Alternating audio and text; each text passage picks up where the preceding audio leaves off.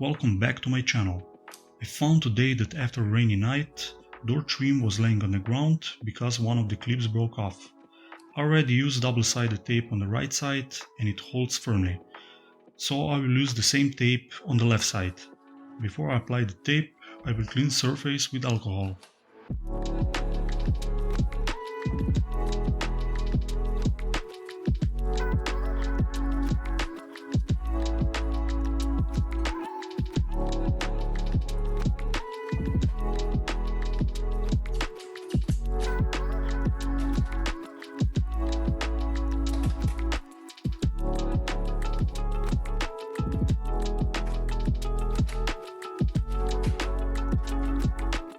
I will press trim once more to be sure the tape is sealed properly.